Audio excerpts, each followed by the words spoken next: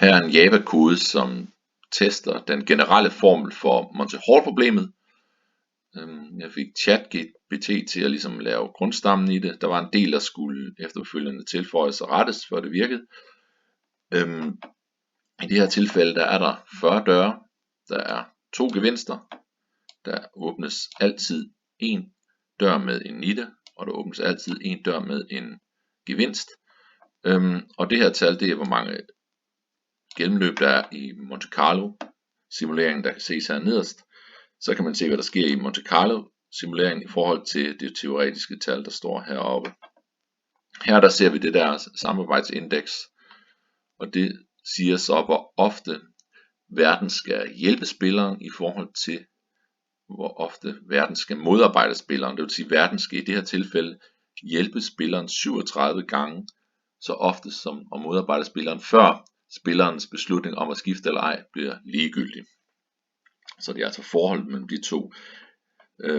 Her kunne det fx være, at verden tilbyder at skifte 100% af de gange, hvor der er valgt en nitte til at starte med.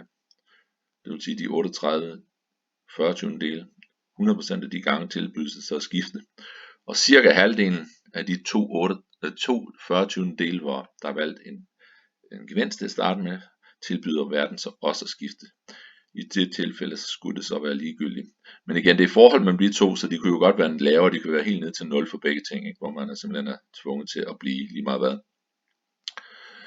Man kan også se, at problemet jo egentlig det er ikke rigtig paradoks. Man kunne prøve at lave det til, i stedet for 2 gevinster, så 2 nitter, det vil sige 38 gevinster.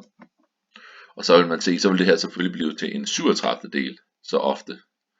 Så der er altså fuldstændig symmetri, hvis man tillader, at der også kan vises en bil. Det vil være sjovt, hvis der er nogen, der gider at lave noget, som så tester det her samarbejdsindeks, for det her det tester jo faktisk kun den generelle formel for Monty-Hall-problemet. Gerne i Python.